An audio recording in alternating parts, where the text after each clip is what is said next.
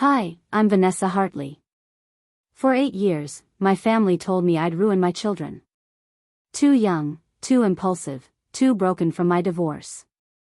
They said Ethan and Claire deserved better than a mother who could barely keep herself together. But when the Hartley Family Reunion rolled around at Ashford Country Club, and my twins walked in with their science fair trophies and honor roll certificates, my mother finally had to admit what she'd spent nearly a decade denying. Some of us don't just survive being doubted. We raise the proof that they were wrong all along. Before we jump back in, tell us where you're tuning in from, and if this story touches you, make sure you're subscribed because tomorrow, I've saved something extra special for you. Thursday afternoons used to mean silence in my townhouse. The kind of silence that felt earned, not empty. Ethan would be at his desk building something intricate with leftover craft supplies, tongue pressed between his teeth in concentration.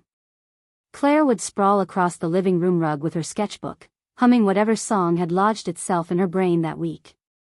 I'd sit at the kitchen table with lukewarm coffee and a stack of grading papers from my part-time tutoring gig, stealing glances at them both, marveling that these two humans existed because of choices I made when everyone said I'd make the wrong ones. But this particular Thursday shattered that peace. My phone lit up with a notification from an email address I'd muted 3 years ago but apparently never fully blocked. The subject line sat there like a hand grenade with the pin half pulled. Hartley Family Reunion 2025, Ashford Country Club, adults and children welcome. I stared at those last 3 words. Adults and children welcome. As if my children had ever been welcome. As if the last time we'd attended anything as a family, my mother hadn't pulled me aside in the parking lot and suggested it might be easier if I came alone next time. Easier for whom, I'd asked. For everyone, she'd answered, which really meant easier for her to pretend I didn't have the audacity to become a single mother at 26.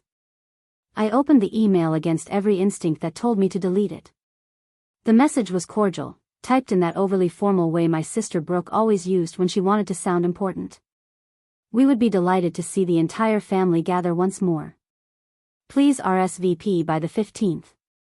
Accommodations will be made for children in the sunroom with supervised activities. Accommodations. Supervised activities. Translation: we'll warehouse your kids somewhere out of sight so the adults can pretend to have a sophisticated afternoon. I scrolled down to see who else had been copied. Every aunt, uncle, cousin, and second cousin twice removed had made the list. Even cousin Natalie, who'd moved to Vancouver 5 years ago and sent nothing but generic holiday cards with pre-printed signatures. My name sat there in the recipient line, stark and unavoidable, but it felt like a clerical obligation more than an invitation. I could already hear the conversation that must have preceded it. Should we invite Vanessa? Well, we have to, don't we? It would look bad if we didn't. Fine, but let's make sure there's somewhere for the kids to go. I don't want them disrupting things. Claire looked up from her drawing. Mom, you okay? You're making that face. What face? I asked, closing my laptop too quickly. The one where your eyebrows do the thing. She demonstrated, scrunching her face into an exaggerated frown that would have made me laugh on any other day. I'm fine, sweetheart. Just work stuff. Ethan swiveled in his chair, suspicious. You never make that face about work stuff. That's your family face. 8 years old and he could already read me like I'd left the book open on the table. I sighed and decided half-truths were better than full lies. Aunt Brooke sent an email about a family thing. That's all. Are we going? Claire asked, and the hopefulness in her voice nearly broke me. The last time we'd gone to anything involving the Hartley side of the family was 2 years ago, a summer barbecue at Brooke's house in Willow Heights. The house with the infinity pool and the outdoor kitchen that looked like it belonged in a resort brochure. Ethan had been 6, Claire had just lost her first tooth, and I'd spent the entire afternoon watching my mother fawn over Brooke's stepchildren while barely glancing at my 2. When Claire had tried to show Grandma Diane her gap-toothed smile, my mother had patted her head absently and said, "That's nice, dear," before turning back to compliment Kenneth's daughter on her dance recital. I'd found Claire later, sitting alone on the porch steps, and when I asked if she was okay, she'd simply said, does Grandma like us? I hadn't known how to answer that then. I still didn't. We'll see, I told them now, which was parent code for probably not, but I don't want to crush your hope just yet. Ethan went back to his project. Claire returned to her drawing. And I sat there staring at the closed laptop, feeling the old familiar weight settle back onto my shoulders. The weight of not being enough. Of having made the wrong choice in everyone else's eyes by keeping my pregnancy when my ex-husband walked out. Of raising 2 children in a 2-bedroom townhouse in Cedar Mills instead of a 4-bedroom showpiece in Willow Heights. Of working 3 part-time jobs instead of having a career that sounded impressive at dinner parties. My phone buzzed. A text from Simone. Saw the email. You okay? Simone had been my best friend since college, back when we'd both believed we could change the world with enough passion and poorly written poetry. She'd been there when I found out I was pregnant. She'd been there when David left. She'd been there for every single moment my family hadn't. I typed back quickly. Define okay. Her response came immediately. Are you spiraling or plotting?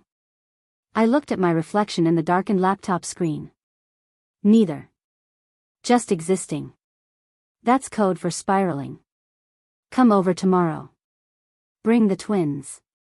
We'll make cookies and talk about how your family specializes in emotional malpractice. I smiled despite myself. You're the best. I know. Now stop reading that email over and over. You're giving them real estate in your head and they haven't paid rent in years. She was right, but knowing she was right didn't make it easier. I opened the laptop again and reread the email one more time, searching for some hidden message of warmth that I knew wasn't there. The words remained exactly as cold as they'd been the first time. That night, after the twins were asleep, I found myself standing in front of the hallway closet where I kept things I didn't look at often.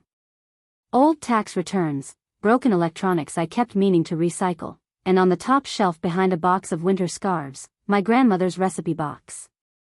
I pulled it down carefully and carried it to the kitchen table. The box was pale yellow, painted with small daisies that had faded over the decades. My grandmother, Lorraine, had been the only person in the Hartley family who'd ever made me feel like I wasn't a problem to be managed. When I told her I was keeping the babies, she'd held both my hands and said, "You're going to be a wonderful mother, Vanessa. Don't let anyone convince you otherwise."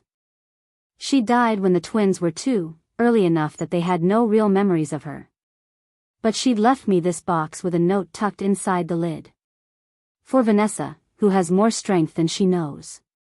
I opened it now, the hinges creaking softly. Inside were her handwritten recipes on index cards, some stained with butter and flour, evidence of decades of use. But beneath the cards was something I'd forgotten about. A stack of letters, bound together with a rubber band that had gone brittle with age. I slid the rubber band off carefully and unfolded the first letter. It was addressed to my mother, dated 32 years ago. I recognized my grandmother's looping handwriting immediately. Diane, the letter began, I'm writing this because I can't seem to get through to you in person. You're so focused on what people think, on maintaining appearances, that you've forgotten what actually matters. Vanessa is 7 years old and she's brilliant and sensitive and funny, but you treat her like she's an inconvenience. You light up when Brooke walks into a room and dim when Vanessa does the same. I don't know if you realize what you're doing, but I'm telling you now, you're going to lose her if you keep this up. Not when she's 18 and moves out. You'll lose her in ways that matter more. You'll lose her trust. Her openness. Her belief that she's worthy of your love. I read the letter twice, then 3 times. My grandmother had seen it. She'd seen everything I'd felt but been too young to articulate. And she'd tried to tell my mother, who clearly had never listened. I unfolded the second letter, then the third. Each one was a variation on the same theme. My grandmother pleading with my mother to see me, really see me, before it was too late. The last letter was dated 6 months before she died.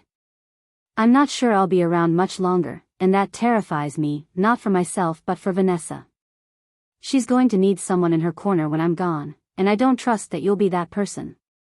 You've already started in on her about her choices, about David, about the pregnancy. I heard you on the phone with Patricia, talking about how she's throwing her life away. Diane, she's building a life. It's not the life you wanted for her, but it's hers. And those babies are going to be the best thing that ever happened to her, if you just give her the space to prove it. I folded the letters carefully and placed them back in the box. My hands weren't shaking. I wasn't crying. I just felt an odd sense of clarity, the kind that comes when someone who loved you leaves behind evidence that you weren't imagining things. That the coldness was real. That the preference for Brooke over me wasn't something I'd invented out of insecurity. The reunion email sat open on my laptop screen, cursor blinking in the reply field. I'd been staring at it for 20 minutes, trying to decide whether to decline politely or simply ignore it. But now, sitting with my grandmother's words, I realized there was a third option. I could go. Not because I wanted their approval.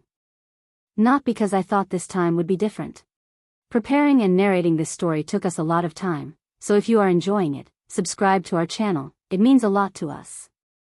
Now back to the story. But because Ethan and Claire deserved to exist in that family space without being relegated to a supervised sunroom. Because I'd spent 8 years raising 2 incredible humans while working myself to exhaustion, and maybe it was time someone saw that. I typed slowly, deliberately. We'll be there. Looking forward to it. I hit send before I could second-guess myself. The confirmation message appeared immediately, sterile and automated. Then my phone buzzed. Simone. What did you just do? I replied. Something possibly stupid. Her response came fast. I'm calling you right now. The phone rang before I could type anything else. I answered. Before you lecture me. Too late. I'm lecturing. What happened to ignoring them and living your best life far away from their judgment? I found my grandmother's letters. The ones she wrote to my mom about me. She saw everything, Simone.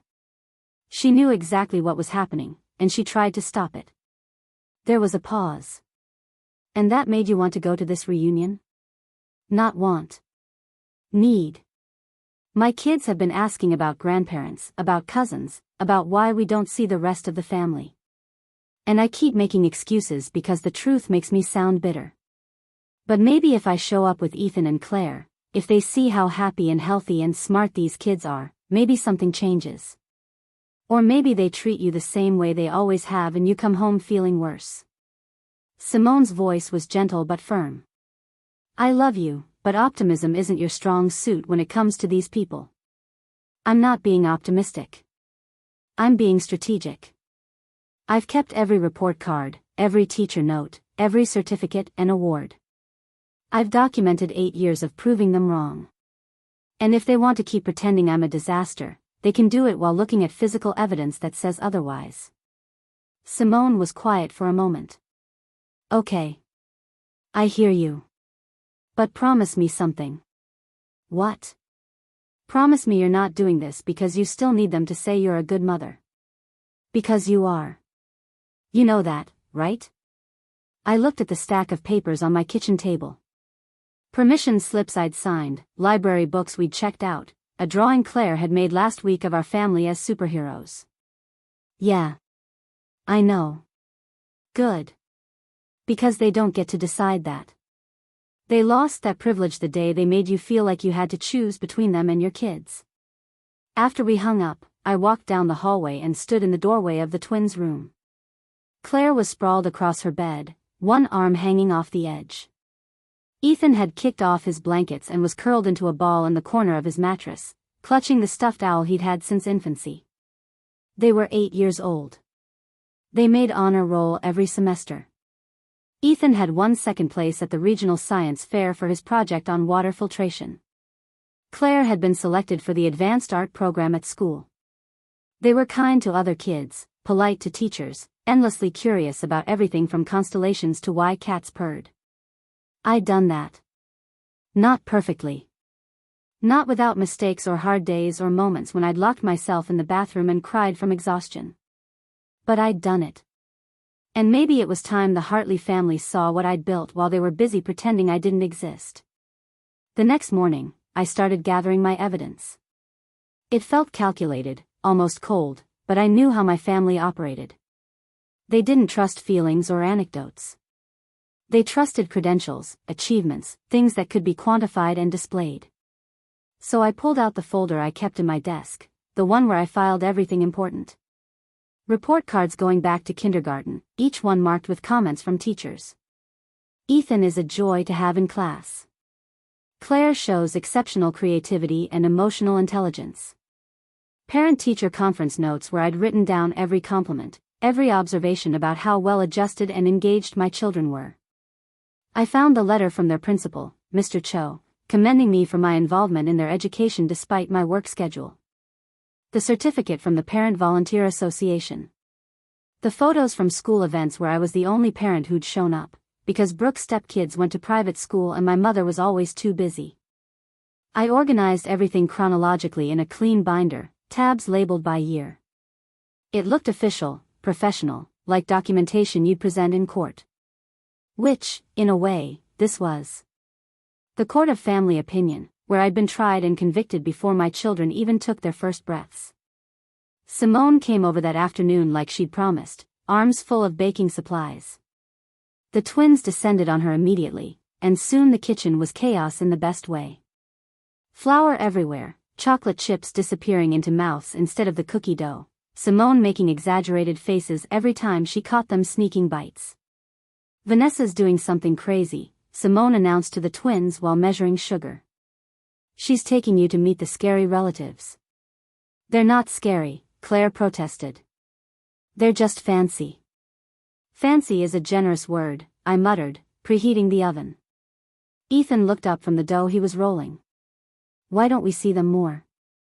It was the question I'd been dreading and expecting in equal measure. I glanced at Simone, who gave me an encouraging nod. Sometimes families are complicated, I said carefully. Sometimes people have ideas about how things should be, and when life doesn't match those ideas, they don't know how to adjust. Did we not match their ideas? Claire asked, and the perceptiveness of the question stole my breath. I knelt down so I was eye level with both of them. You two are perfect exactly as you are. If anyone has a problem with that, it's their problem, not yours. Do you understand? Ethan nodded slowly. Is that why Grandma Diane doesn't call us? The honesty in his eyes demanded honesty in return. Yeah, buddy. That's part of it. That's dumb, Claire declared. We're great. I pulled them both into a hug, getting flour on my shirt. You are great. So great. And anyone who can't see that is missing out. After the cookies were done and the twins were occupied with a movie, Simone and I sat on the back porch with coffee. She studied me over the rim of her mug. You're really doing this. I really am. What's the end game here? You show up with your perfect kids and your binder of evidence, and then what? They apologize. They welcome you back with open arms. They admit they were wrong. I don't know. Maybe none of that. Maybe I just need them to see. To really see what they've been dismissing for 8 years. And if they still don't? I took a long sip of coffee, letting the heat ground me. Then at least I'll know I tried. And when Ethan and Claire are older and they ask me why we don't have a relationship with that side of the family, I can tell them I gave it one real shot. That I didn't hide or avoid it. I showed up, and whatever happened after that was their choice, not mine. Simone reached over and squeezed my hand. You're braver than you think. Or stupider. Sometimes there's not much difference. We sat in comfortable silence, watching the afternoon light filter through the trees. In 2 weeks, I'd walk into Ashford Country Club with my children and my evidence and my grandmother's words echoing in my head. You're going to be a wonderful mother. Don't let anyone convince you otherwise. I hadn't let them convince me. Not when they suggested adoption would be better for everyone. Not when they implied I was selfish for keeping the pregnancy. Not when they made it clear that my struggling was an embarrassment to the family name. I'd raised two extraordinary children in spite of their doubt, and now it was time they saw exactly what their judgment had been worth. Nothing. It had been worth nothing at all. The phone call came 3 days before the reunion, right as I was helping Claire with her math homework and Ethan was building what he insisted was a functional catapult out of popsicle sticks and rubber bands.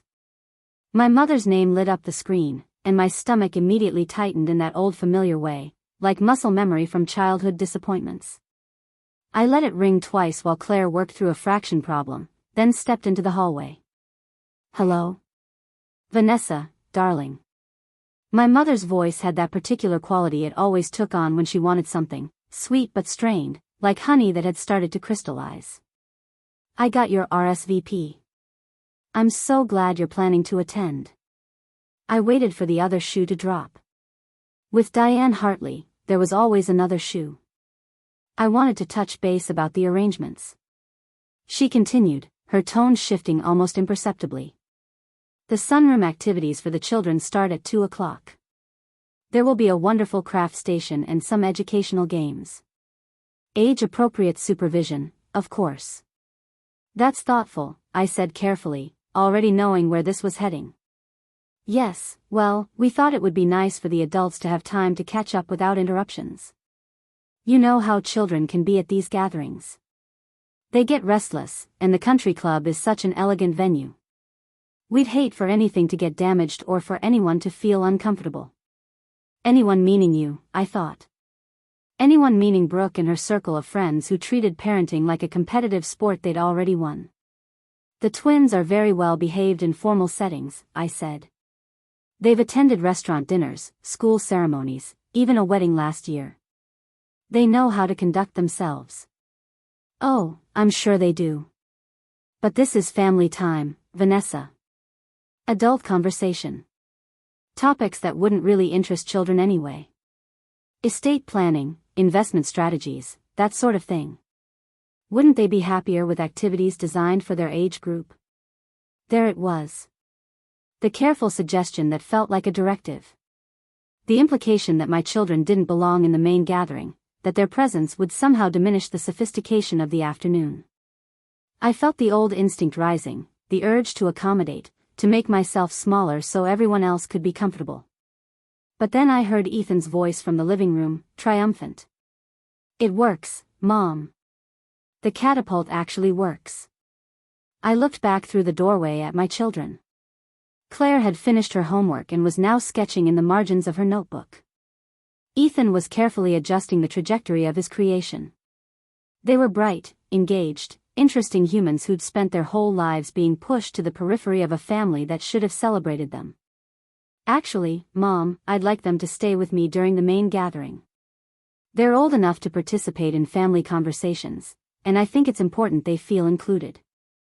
The silence on the other end stretched long enough that I wondered if the call had dropped. Then my mother spoke again, her voice tighter.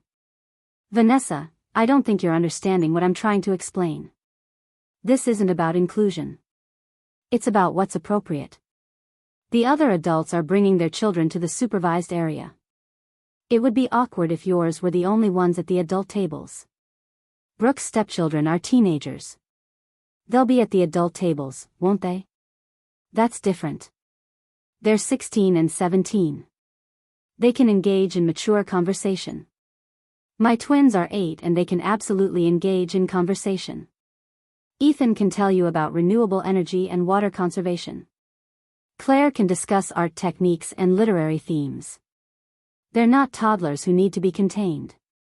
Another pause, and I could practically hear my mother recalibrating her approach. "Of course they're intelligent children. I'm not suggesting otherwise. I'm simply thinking of their comfort. Being surrounded by adults talking about boring subjects for hours, it's not fair to them. Let me worry about what's fair to my children," I said, keeping my voice level. "We'll be there at 2 o'clock, and we'll stay together as a family. If that's going to be a problem, I'd rather know now." "It's not a problem." My mother's voice had gone cold, the honey evaporating completely. "I was just trying to make things easier. But if you've made up your mind, then I suppose that's settled." I'll let Brooke know there will be 3 additional seats needed at the main tables. Thank you, I said, though thanking her for basic accommodation felt absurd. We'll see you Saturday. She hung up before I could respond. I stood in the hallway for a moment, phone still pressed to my ear, listening to the dial tone. Then I walked back into the living room where my children were completely absorbed in their respective projects, unaware that they'd just been deemed inappropriate for adult company by their own grandmother. That night, after tucking the twins into bed, I pulled out the binder I'd assembled and added a new section.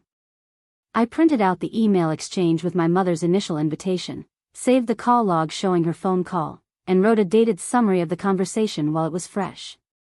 It felt paranoid, documenting everything like I was building a legal case. But experience had taught me that with my family, memories became conveniently flexible. What was said got rewritten, intentions were reframed, and somehow I always ended up being the difficult one. Simone texted around 10. How's operation prove them wrong going? Just got off the phone with my mom. She wanted the twins in the supervised sunroom during the reunion. Of course she did. What did you say? I said no. 3 dots appeared, then disappeared, then appeared again. I'm proud of you. That couldn't have been easy. It wasn't. But I'm tired of making my kids feel like they're the problem when they're not. They're not. She is. Remember that when you walk in there Saturday. I set my phone down and opened my laptop, pulling up photos from the past 8 years. Birthday parties I'd thrown on a tight budget that were full of laughter and homemade decorations. Halloween costumes I'd stayed up late sewing. First day of school pictures where both twins were grinning, excited and confident. Science fair awards. Art show ribbons. Soccer team photos. Piano recital programs. I'd done this alone.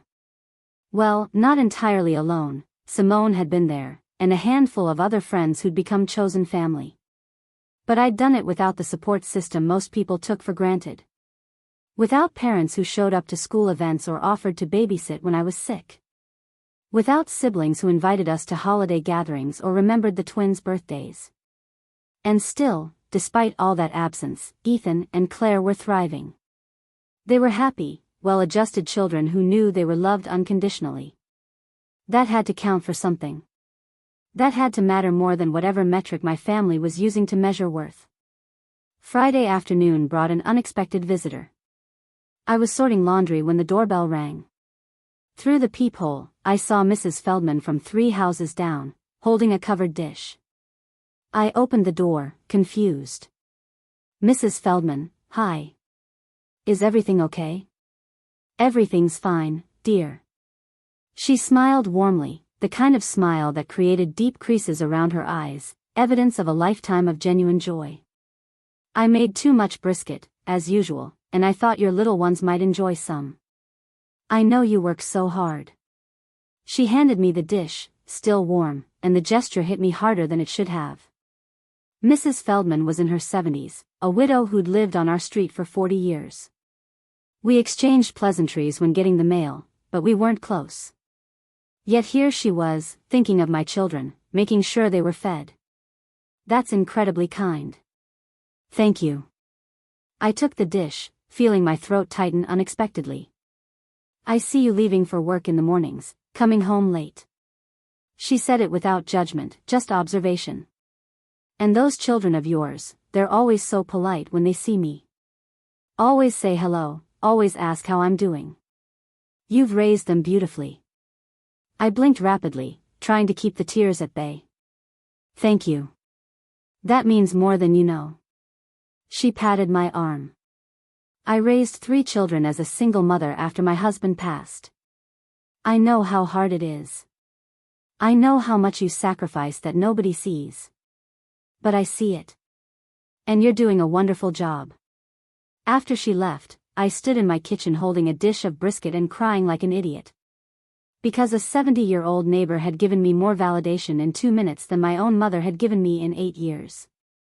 Because kindness from a near stranger felt more nourishing than blood ties that had calcified into obligation. Ethan wandered in, saw my face, and immediately looked worried. Mom? What's wrong? Nothing's wrong, buddy. These are happy tears. Mrs. Feldman brought us dinner and said something nice. He studied me carefully. Are you nervous about tomorrow? I wiped my eyes and pulled him into a hug. Maybe a little. But I'm also ready. What if they're mean to us? The question gutted me, even though I'd been preparing for it.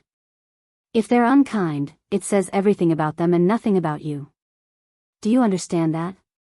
He nodded against my shoulder, but I could feel the tension in his small body. He was 8 years old and already bracing for rejection from people who should have loved him automatically. That wasn't fair. None of this was fair. Claire appeared in the doorway, holding her sketchbook. I drew us for tomorrow. Want to see? She held up the page. She'd drawn our family of 3 standing together, holding hands. We were all smiling, and she'd added little details: my necklace that had been my grandmother's, Ethan's favorite sneakers with the light-up soles, her own hair clip shaped like a butterfly. Above our heads, she'd written in careful letters, "The Hartley family." Not part of the Hartley family. Not the Hartley outcasts. Just the Hartley family, full and complete as we were. It's perfect, I said, my voice thick. Can I keep this? She nodded. I thought you could show them. So they know we're a real family too. I hung that drawing on the refrigerator with a magnet shaped like a heart, and I took a photo of it with my phone. Then I added it to the binder, because if I was building a case for our worth, my daughter's art belonged in it. That evening, I laid out clothes for the next day. Nothing too formal, because I refused to treat this like a court appearance even though it felt like one. A simple dress for me, nice pants and button-down shirts for the twins. We'd look put together but comfortable, like we had nothing to prove even though we absolutely did. I checked the binder one more time, organized chronologically and tabbed clearly. 8 years of proof that I'd succeeded where they'd predicted failure. 8 years of documentation that my children were not just fine, but exceptional. My phone buzzed. Simone again. Last chance to back out and come to my place instead. I'm making tacos and we can watch bad movies and pretend your family doesn't exist. I smiled and typed back. Tempting. But I need to do this. I know. Just remember, you don't owe them anything.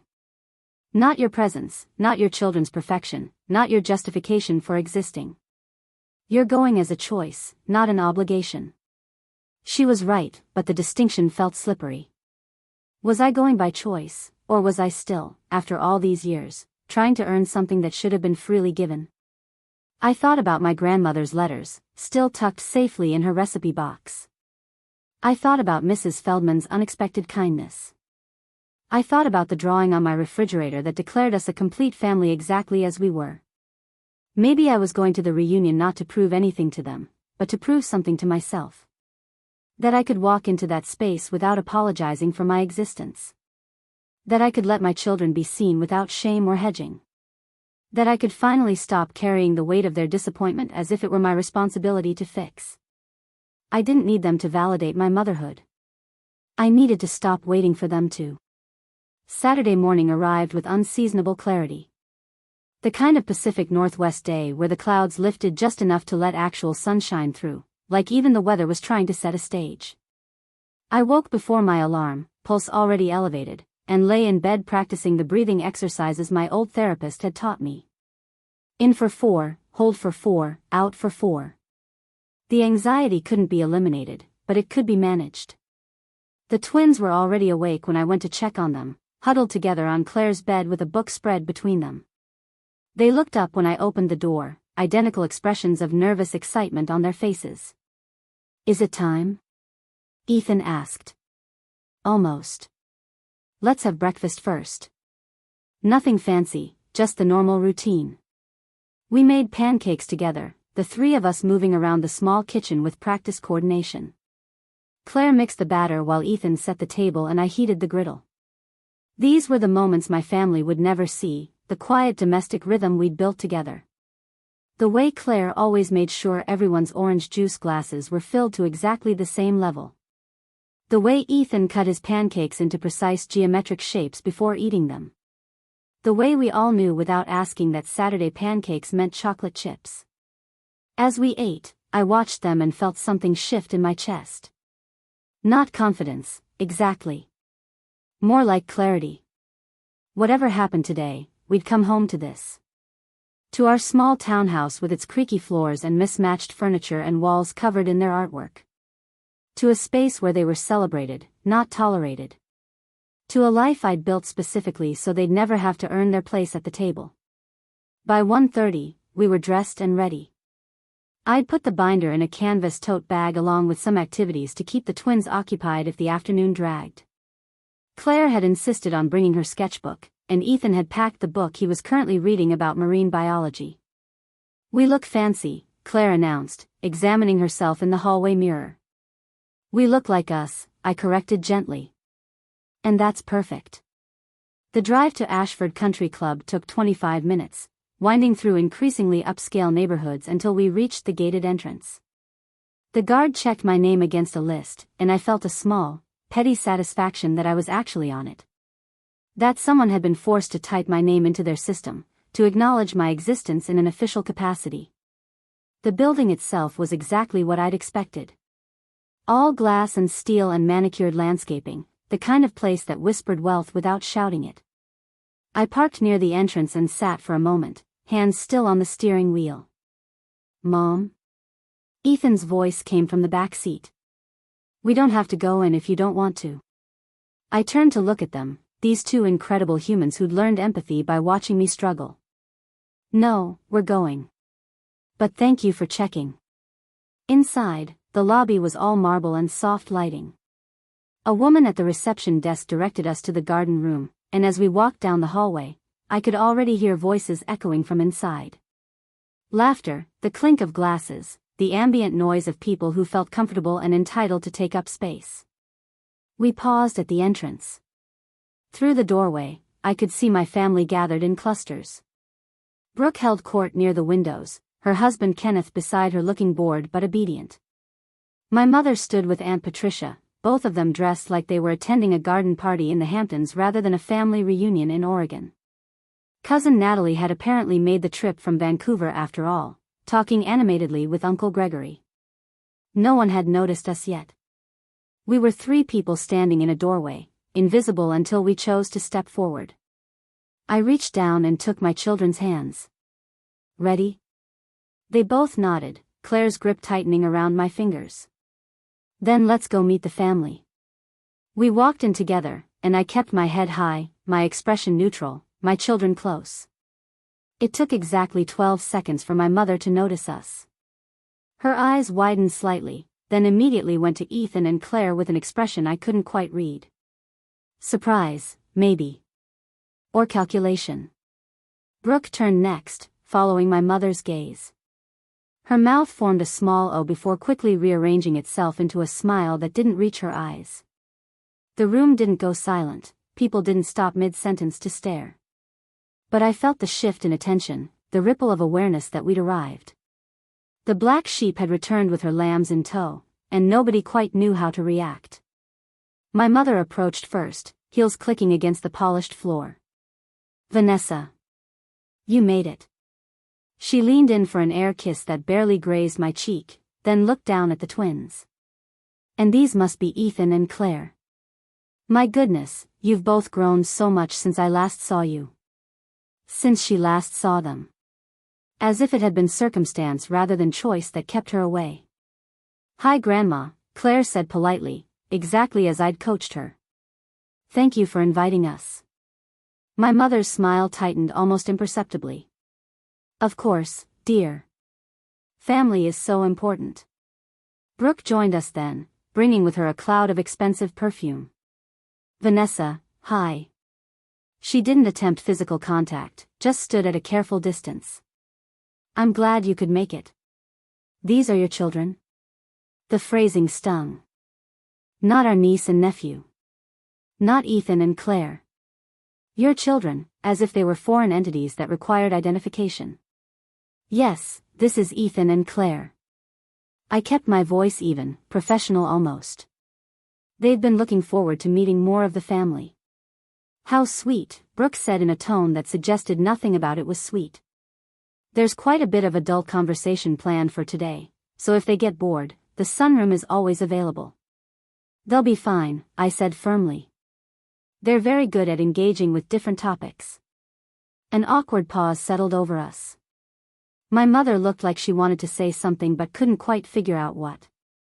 Brooke's eyes kept darting between my children as if searching for visible flaws. And my children stood there, well-behaved and uncertain, waiting for adults to stop being weird. Finally, Aunt Patricia appeared, saving us from the tension. "Vanessa Hartley, is that really you?" She embraced me in the kind of overly enthusiastic hug that felt more performative than genuine. "It's been ages. And who are these handsome young people?" We went through introductions again. More careful smiles. More vague pleasantries. More assessment disguised as interest. I could feel my children withdrawing slightly, sensing the undercurrent of judgment even if they couldn't articulate it. After several minutes of strained small talk, my mother gestured toward the tables. "Why don't we get you all settled? I believe there are seats available near the patio doors." She led us to a table at the edge of the room, technically included but noticeably separated from the central grouping where Brooke's family sat. I recognized the tactic immediately. We were present but peripheral, allowed in but not integrated. The twins took their seats, and I set my tote bag down carefully, the binder inside suddenly feeling heavier. All around us, family members I barely knew continued their conversations, occasionally glancing our way with expressions ranging from curiosity to poorly concealed disdain. This was it. This was the moment I'd been dreading and preparing for. We were inside the space that had rejected us, surrounded by people who'd spent years deciding we weren't worth their time. And we still had 3 hours to go. The first hour passed in a strange kind of limbo. Waiters circulated with appetizers on silver trays, wine glasses were filled and refilled, and conversations hummed around us like background static. Ethan sat quietly reading his marine biology book, occasionally looking up to observe the room. Claire had her sketchbook open but hadn't drawn anything yet, just held her pencil and watched the adults with careful attention. I made small talk with the few relatives who approached our table. Cousin Natalie stopped by briefly to ask about my work, but her eyes kept drifting over my shoulder toward more interesting conversations. Uncle Gregory mentioned something about the weather being unusually nice, then excused himself to refill his drink. Each interaction lasted exactly long enough to fulfill the minimum requirement of politeness before dissolving into awkwardness. From across the room, I caught Brooke watching us several times. Not with hostility exactly, but with something closer to puzzlement, like we were an equation she couldn't quite solve. Her stepchildren, Madison and Tyler, sat at her table looking appropriately bored in the way teenagers do at family events. They had their phones out despite my mother's earlier proclamations about this being quality family time.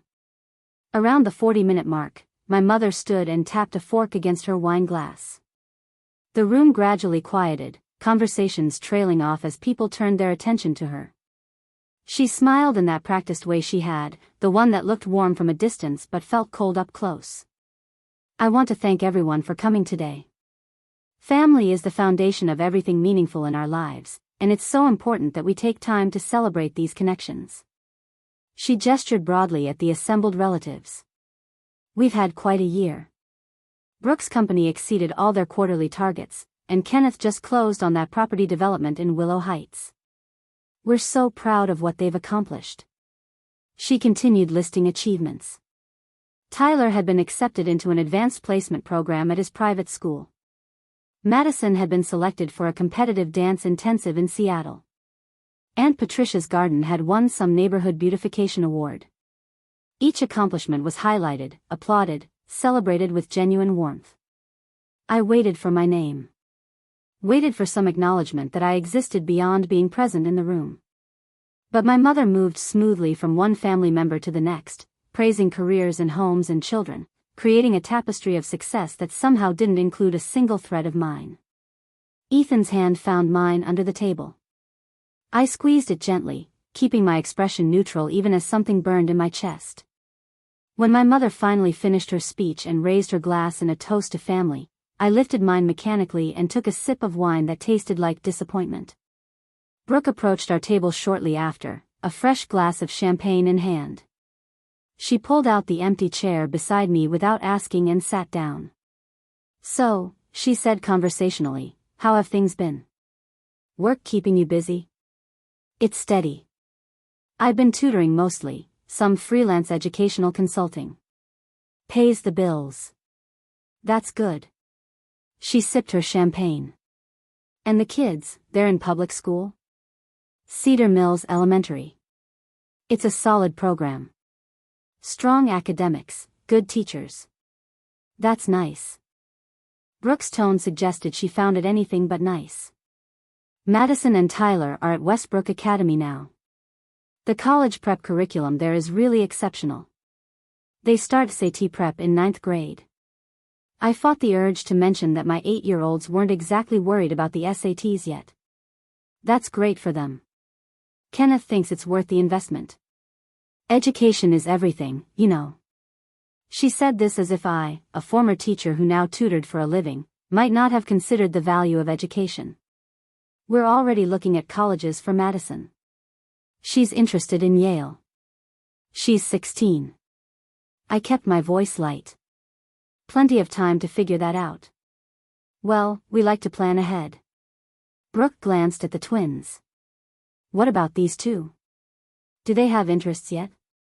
Activities?" This was my opening, the chance to talk about Ethan's science awards and Claire's art achievements. But something in Brooke's tone made it clear she wasn't actually asking. She was performing interest while waiting for her turn to talk more about her own family. "They're involved in several things," I said simply. "They keep busy." "That's good. Children need structure." Brooke stood up, apparently satisfied that she'd fulfilled her obligation to engage with me. "Well, I should circulate. Let me know if you need anything." After she left, Claire looked up at me with those perceptive eyes that missed nothing. "You didn't tell her about my art program." "She didn't really want to know, sweetheart." "Why not?" I didn't have a good answer for that. Because some people ask questions they don't actually care about hearing answered. Because Brooke needed to feel superior more than she needed to know us. Because this family had spent so long deciding we didn't matter that contradictory information would require them to question their own judgment. "Sometimes grown-ups are weird," I said instead. "That's what you always say when you don't want to explain something." Ethan observed without looking up from his book. He wasn't wrong. I made a mental note to work on that. The second hour brought lunch service. Waiters placed plated salads in front of us, followed by some kind of chicken dish with roasted vegetables that probably cost more per plate than I spent on groceries in a week. The food was fine, elegantly prepared and artfully arranged, but it sat heavy in my stomach. Around us, conversations continued to flow. At the main table, someone told a story about a vacation in Tuscany that generated appreciative laughter. At another table, people discussed real estate values and home renovations. Normal topics for people whose lives were stable enough that money conversations were recreational rather than survival-related. Ethan ate methodically, cutting his chicken into precise pieces. Claire pushed her vegetables around her plate, creating patterns rather than eating them. Neither complained, but I could feel their discomfort, the weight of being somewhere they weren't quite welcome even if no one had been overtly cruel. Halfway through the meal, Aunt Patricia made her way to our table with a woman I didn't recognize. "This is my friend Linda," she announced. "Linda was just saying how well behaved your children are. So quiet." The compliment felt like criticism dressed in pleasant words. Quiet children were good children, which implied that loud children, children who took up space and asked questions and drew attention, were somehow deficient. "Thank you," I said evenly. "They're very considerate." Linda smiled. "Patricia was telling me you do tutoring work? That must be flexible at least, with young children at home." "At least." As if flexibility was a consolation prize for not having a real career. As if my work was a cute hobby rather than how I kept a roof over our heads. "It works for our family," I replied, declining to elaborate. Well, that's what matters. Linda's eyes drifted to Claire's sketchbook, still open but mostly empty. Is she artistic? Very much so. Claire's been selected for an advanced art program at her school. She works in multiple mediums and her teachers say she has exceptional spatial reasoning for her age. I watched Linda's expression shift slightly, recalibrating. Oh. That's wonderful. Do you do any formal lessons outside school? Not currently. The unspoken reason hung in the air. Formal lessons cost money I didn't have. But I'm teaching her techniques at home, and we visit art museums when we can. Linda nodded vaguely, already losing interest. After a few more pleasantries, she and Aunt Patricia moved on to another table, leaving us once again in our peripheral position. Mom, Ethan said quietly, can we go outside for a bit? Just to the patio? I glanced toward the glass doors that led to an outdoor terrace. A few people had migrated out there with their drinks, taking advantage of the unexpectedly pleasant weather. We can take a walk around the grounds if you want. Both of you. Claire closed her sketchbook immediately, relief evident on her face. We excused ourselves and slipped outside, and I felt my own shoulders relax the moment we stepped into fresh air. The tension inside that room had been suffocating, all those careful conversations and calculated interactions. The country club grounds were meticulously landscaped, walking paths winding between flowering shrubs and ornamental trees. We followed one of the paths away from the building, and for a few minutes, none of us spoke. We just walked, letting the quiet settle around us like something clean and honest. Finally, Claire said, I don't think they like us very much. The bluntness of it startled me even though she was absolutely right. What makes you say that? Nobody really talks to us. They just say hi and then leave. And Grandma didn't mention us at all when she was talking about the family. Ethan kicked at a pebble on the path. That lady called us quiet like it was a good thing. But I think she meant we should stay quiet. Like we're supposed to be there but not really be there. I stopped walking and knelt down so I was eye level with both of them. Listen to me. You two are doing absolutely nothing wrong. The way they're acting has nothing to do with who you are and everything to do with who they decided I was a long time ago. They made up their minds about me, and by extension about you, without ever giving any of us a real chance. But why?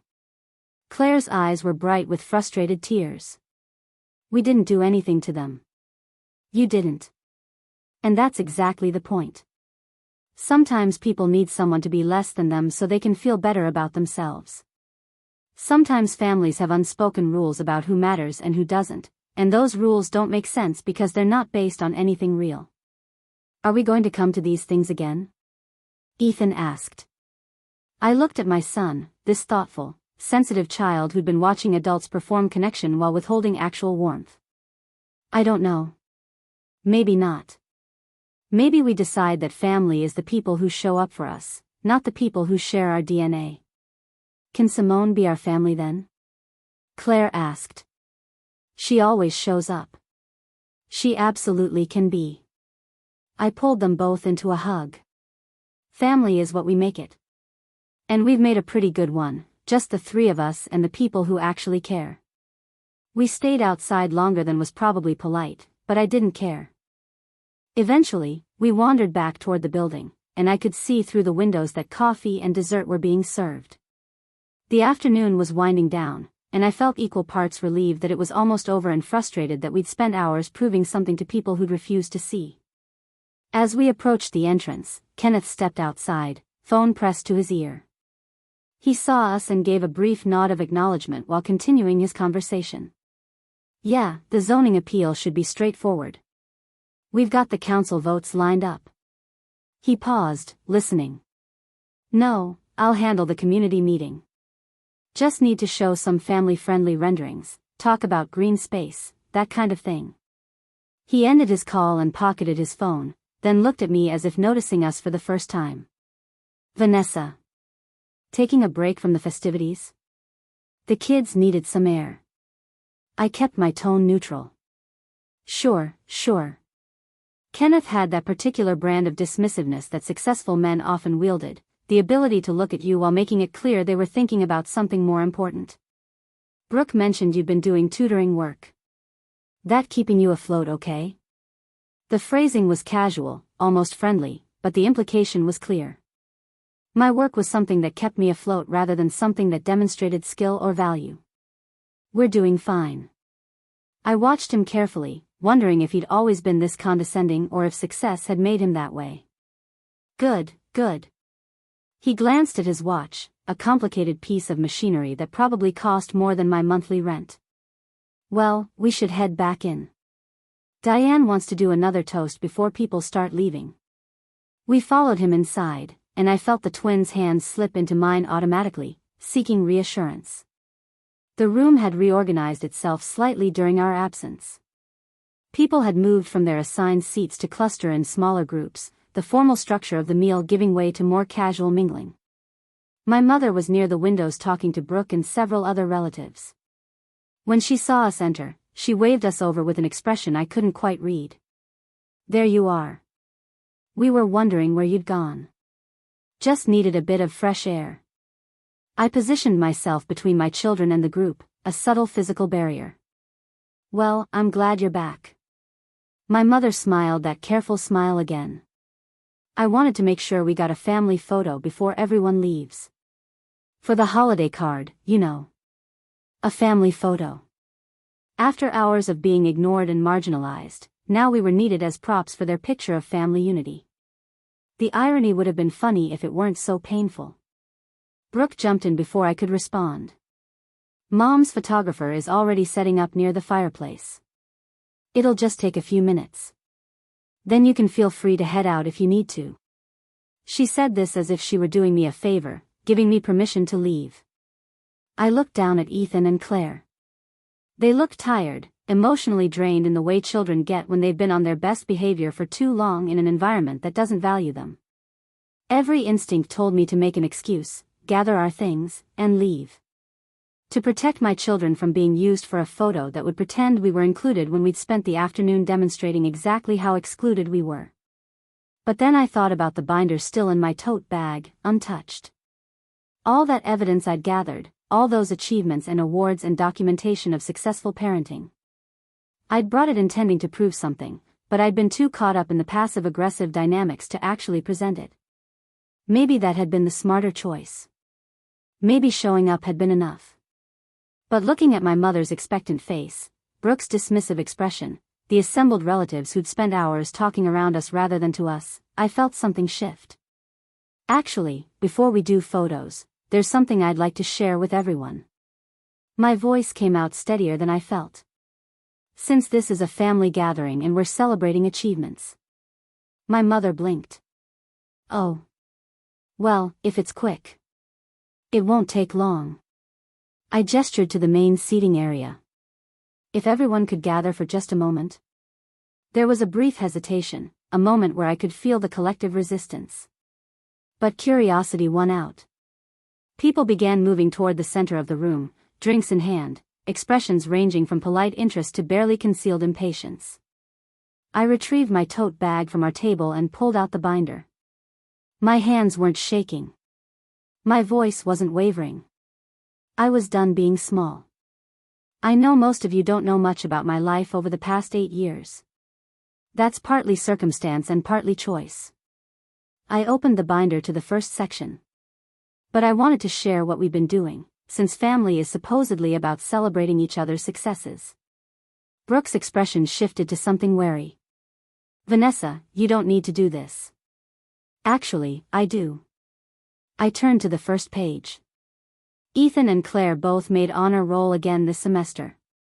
Claire scored in the 98th percentile for reading comprehension, and Ethan placed second in his age category at the regional science fair with a project on water filtration systems he designed himself. I could feel the room's attention shift, people actually looking at us now instead of through us.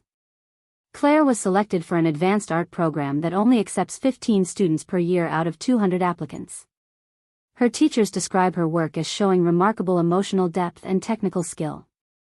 I flipped to the next section where I'd included a photo of one of her paintings. She works in watercolors, acrylics, and charcoal, and she's currently studying perspective and light theory. My mother's expression had gone carefully blank, the way it did when she was trying to hide surprise. Ethan reads at a 6th grade level despite being in 3rd grade. He's teaching himself basic coding and he volunteers at the local library helping younger kids with their homework. His teacher wrote in his last evaluation that he demonstrates exceptional critical thinking and leadership skills. I looked directly at Brooke. I know Westbrook Academy is impressive. But Cedar Mills Elementary has given my children an excellent education, and they've thrived there. Not despite being in public school, but because they're in an environment that actually sees them as individuals rather than test scores. Flipped through more pages, showing certificates and awards and photos of my children engaged in activities they loved. I wasn't bragging. I was correcting the record, filling in 8 years of silence with concrete evidence that we'd not only survived but succeeded. As a single mother working multiple jobs, I've managed to keep us financially stable, emotionally healthy, and actively engaged in our community. I've never missed a parent-teacher conference.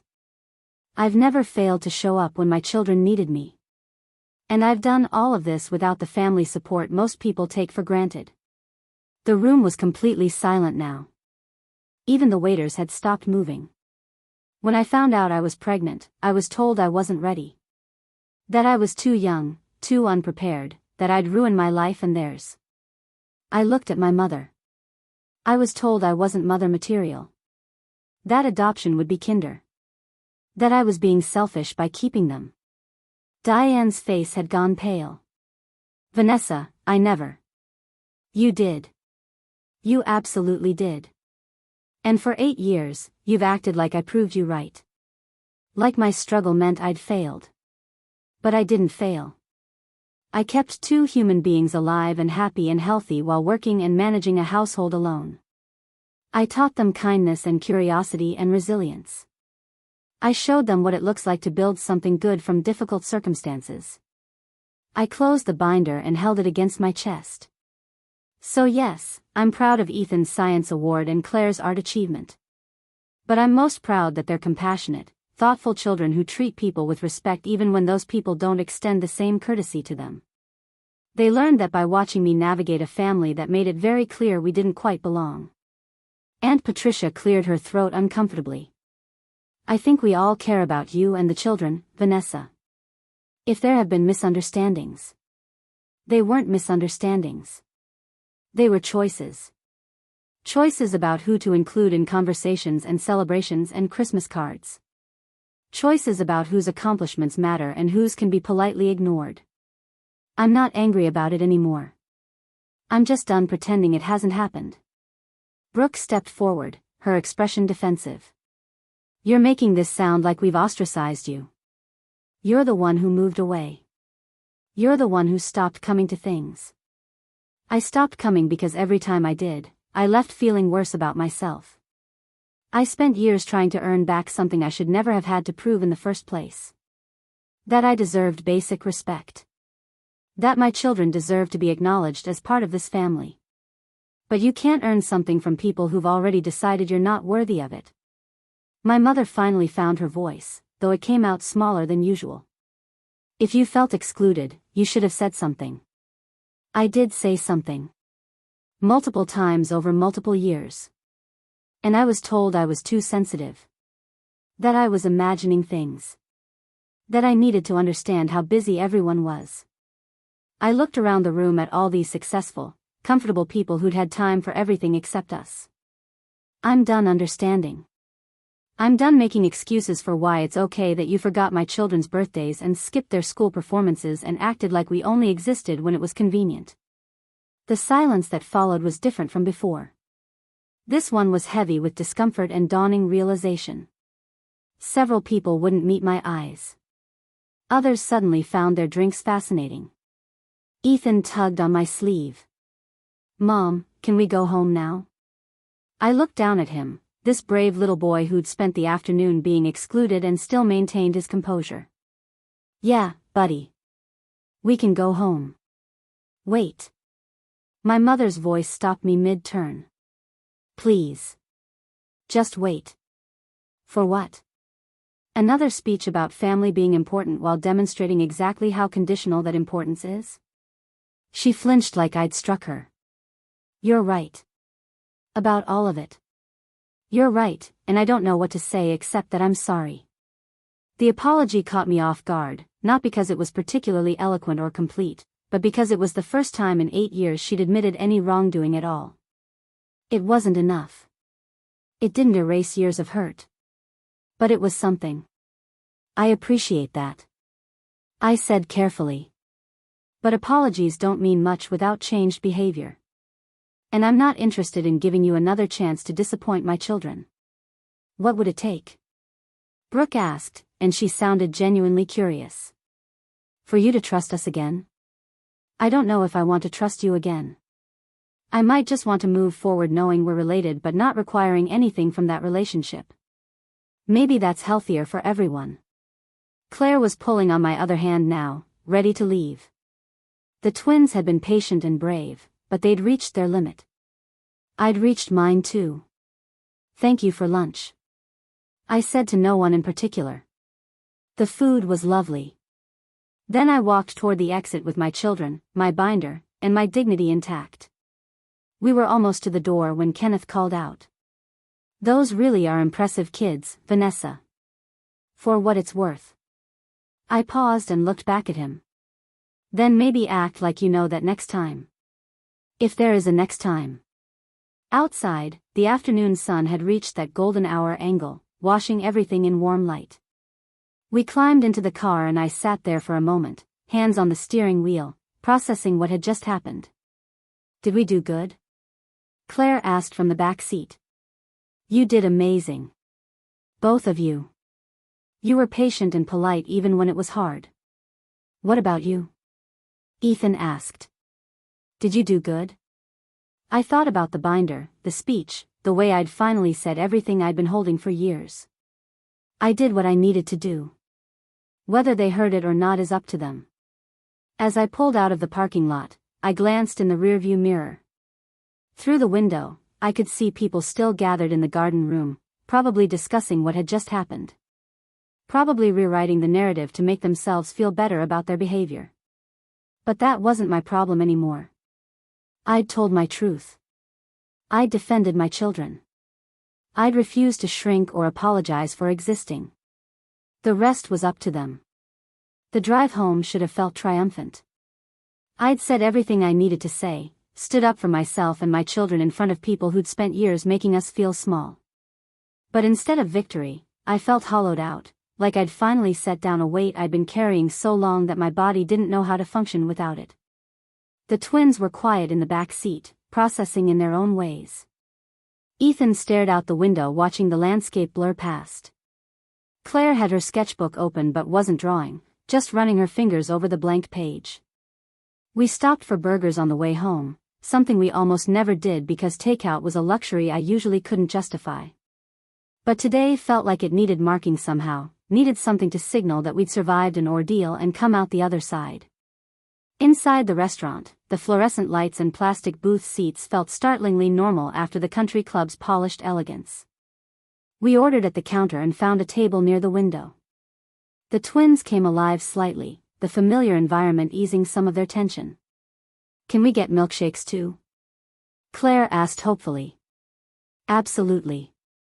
I flagged down a server. 3 chocolate milkshakes, please. While we waited for our food, Ethan finally spoke. Mom, why did you bring that binder if you weren't planning to show them at first? I'd been wondering when one of them would ask. I brought it because I thought I might need it. Like armor, I guess. Something to prove we were doing okay. Did it work? He asked, genuinely curious rather than challenging. I don't know yet. Sometimes people need time to really hear something. Sometimes they never do. But at least I said it. At least you both heard me stand up for us. Claire stirred her water with her straw. I didn't like how they looked at us. Like we were weird. You're not weird. They're just not used to people who don't fit their exact idea of what family should look like. What should family look like? Ethan asked. Like whatever makes people feel safe and loved. Sometimes that's traditional. Sometimes it's different. There's no wrong way as long as everyone's taken care of. The food arrived and we ate in comfortable silence for a while. I watched my children, these resilient humans who just endured hours of subtle rejection and still had enough energy left to enjoy French fries and milkshakes. They were going to be okay. We were going to be okay. My phone buzzed halfway through the meal. I glanced at the screen and saw Simone's name. I answered, putting it on speaker so the twins could hear too. "Tell me everything," Simone said immediately. "Did you burn the place down? Please tell me you at least set something small on fire." Claire giggled. "We didn't burn anything." "Disappointing, but I'll accept verbal arson." "What happened?" I gave her the abbreviated version while finishing my burger. The cold reception, the marginalization, the decision to present the binder, my speech about 8 years of being dismissed. Simone was quiet for a moment after I finished. Then she said, "I'm so proud of you. I know that couldn't have been easy." It wasn't. But I'm glad I did it. "How are the munchkins holding up?" "We're eating our feelings in burger form," Ethan announced. "It's very therapeutic." "Smart kid." Simone's voice was warm. "Listen, why don't you all come over tomorrow? We'll do something fun. Maybe go to that science museum Ethan's been wanting to visit." "Can we?" Claire looked at me with hopeful eyes. "That sounds perfect." I smiled at Simone through the phone. "Thank you. That's what family does. The real kind, anyway." After we hung up, Claire said thoughtfully, "Simone's right. She's more family than Grandma Diane." She is. And that's okay. We get to choose who we let into our lives. Blood relation doesn't automatically make someone family. So we don't have to see them again if we don't want to? Ethan asked. "Not if you don't want to. I'll handle any fallout from today. You two just focus on being kids." The relief on their faces was immediate and visible. They'd been carrying this weight too, the pressure of trying to be good enough for people who'd already decided they weren't.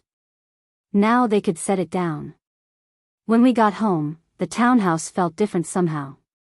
Not smaller or shabbier in comparison to the country club's elegance, but more solid. More real. This was ours, built through effort and sacrifice and love that didn't come with conditions. The twins disappeared into their room to play while I changed into comfortable clothes and started making tea. My phone kept buzzing with notifications I wasn't ready to look at yet. I could see enough to know they were from family members, messages probably ranging from supportive to defensive to everything in between. I ignored them all and focused on the simple task of heating water and selecting a tea bag. Chamomile tonight, something soothing after the day's intensity. The knock on the door came just as the kettle whistled. I wasn't expecting anyone, and for a brief paranoid moment I wondered if one of my relatives had followed us home. But through the peephole I saw Mrs. Feldman holding a covered dish again. I opened the door, confused. "Mrs. Feldman, you just brought us food yesterday."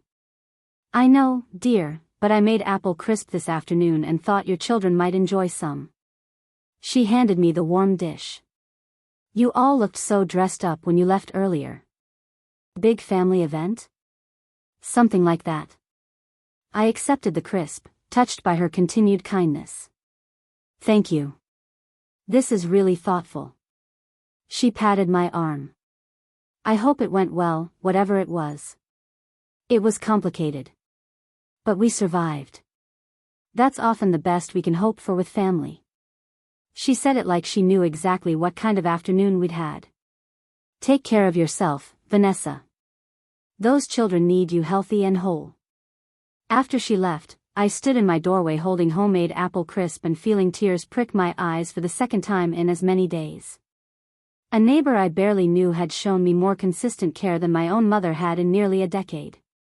I brought the crisp inside and called the twins. Dessert arrived. We ate it directly from the dish with 3 spoons, sitting on the couch together in a pile of comfortable closeness. This was family. This moment right here, sharing food and safety and the certain knowledge that we belonged to each other. That night, after tucking the twins into bed, I finally looked at my phone. 17 messages and 6 missed calls. I scrolled through them slowly, reading each one. From Cousin Natalie, I had no idea things were that bad. I'm sorry I didn't notice. From Uncle Gregory, you've done an impressive job with those kids. I hope you know that. From Aunt Patricia, your speech was difficult to hear but probably necessary. Let's talk sometime. From Brooke, we need to have a conversation. A real one. Call me when you're ready. From my mother, 3 separate messages, each longer than the last. The first was defensive, explaining all the reasons things weren't as bad as I'd made them sound. The second was confused, asking why I'd never said anything before when I clearly had. The third was different, written hours after the others. I've been sitting with what you said, and I'm starting to understand how much I've failed you. I don't know how to fix it, but I want to try. Please don't shut me out completely. I read that last message twice. Part of me wanted to respond immediately, to grasp at this opening and pull it wider. But another part, the part that had learned hard lessons about false hope, held back. Words were easy. Changed behavior was hard. And I'd heard apologies before that evaporated the moment they became inconvenient. I set my phone down without responding to any of them and pulled out my grandmother's recipe box instead. Inside, beneath the letters I'd already read, was one more envelope I'd overlooked. It was addressed simply, for the hard days. I opened it carefully and unfolded the single page inside. Vanessa, if you're reading this, something difficult has happened. Maybe with your mother, maybe with someone else, but you're hurting and you need to hear this. You are enough. Exactly as you are, with all your imperfections and struggles and moments of doubt. You don't need to be different or better or more impressive to deserve love and respect. Those things should be given freely, especially by family. If they're not, that's a failure on their part, not yours. Don't carry their inability to love you properly as evidence that you're unlovable. You're not. You never were. And whatever children you have someday will be lucky to have a mother who knows what it feels like to be dismissed, because you'll never do that to them. You'll fight for them the way you wish someone had fought for you. That's not weakness. That's breaking a cycle. That's strength. I folded the letter and held it against my chest, crying quietly in my dimly lit kitchen. My grandmother had known. She'd seen exactly what would happen after she was gone, and she'd left me breadcrumbs to find my way through. The next morning brought sunshine and the determined cheerfulness of children who decided yesterday was over and today was new. Ethan was up early working on a new contraption involving cardboard tubes and marbles. Claire was designing elaborate outfits for her stuffed animals, complete with accessories fashioned from ribbon and buttons. I made pancakes again, needing the ritual of Saturday breakfast even though it was Sunday. Some routines mattered more than calendars. Simone arrived around 10 to pick us up for the museum trip. She took one look at me and pulled me into a tight hug. You look tired. I am tired. But I'm okay. Those can both be true. She released me and looked toward the twins. All right, scientists and artists, ready to explore? They grabbed their backpacks and we piled into Simone's car. The drive to the Science Museum took 40 minutes, winding through neighborhoods and business districts until we reached the sprawling modern building near the waterfront. Inside, the museum was exactly what we needed. Interactive exhibits that invited touching and experimenting. Displays about ecosystems and physics and space exploration. A whole section on marine biology that had Ethan practically vibrating with excitement. We spent hours wandering through different areas, the twins asking questions and testing theories while Simone and I followed at a leisurely pace. This was education too, just as valid as anything in a formal classroom. Maybe more valid because it was driven by genuine curiosity rather than obligation. In the arts section, Claire discovered an interactive light installation where colored projections shifted based on where you stood. She spent 20 minutes experimenting with it, figuring out patterns and creating intentional effects. She's got a good eye, Simone observed. really sees how things work together. She gets that from my grandmother. I watched Claire work, lost in concentration. That ability to see beauty in systems and patterns. You gave her that too. The space to develop it, the encouragement to keep trying. Don't discount your role in who she's becoming. We grabbed lunch at the museum cafe, the twins chattering about everything they'd seen and what they wanted to explore next. Their joy was uncomplicated, unmarred by yesterday's tension. Children were resilient that way, able to shake off hurt and return to wonder. On the drive home, both twins fell asleep in the back seat, exhausted from the day's activities. Simone glanced at them in the rearview mirror. They're going to be okay, you know. Whatever happens with your family, you've given them a solid foundation. I hope so. I stared out the window at the passing scenery. I keep worrying I've damaged them somehow. That being excluded by grandparents and aunts and uncles will leave scars. Maybe it will. But you're teaching them how to handle being underestimated. How to know their own worth even when others don't see it. That's not nothing. When we got home, Simone helped me carry the sleeping twins inside and get them settled on the couch. She made us tea while I covered them with blankets. Have you looked at those messages yet? She asked, handing me a steaming mug. I read them last night. Didn't respond. What did they say? I summarized the various reactions, ending with my mother's final message about wanting to try. And? What are you thinking? I'm thinking I need to see action before I trust words. I'm thinking maybe I set some boundaries about what a relationship with them would look like, if there even is one. I'm thinking I'm tired of hoping for something that might never happen. All reasonable thoughts. Simone settled into the armchair across from me. What do you want? Not what you think you should want or what would make things easier. What do you actually want? I considered the question carefully. I want my kids to grow up knowing they're valuable. I want to stop carrying this hurt around like it's my job to fix something I didn't break. I want to believe that standing up for myself yesterday mattered. It did matter. Even if nothing changes with them, it mattered to you and the twins. You showed them what it looks like to refuse mistreatment. That's powerful. We sat in comfortable silence while the twins slept and afternoon light slanted through the windows. Eventually Simone left with promises to check in later in the week. I was alone with my thoughts and my sleeping children and the messages still waiting on my phone. Around 4, the twins woke up and we made a simple dinner together. Pasta with butter and parmesan, the kind of easy meal that didn't require much energy. We ate at the kitchen table with the drawing Claire had made days ago still hanging on the refrigerator. The Hartley family, complete and whole as we were.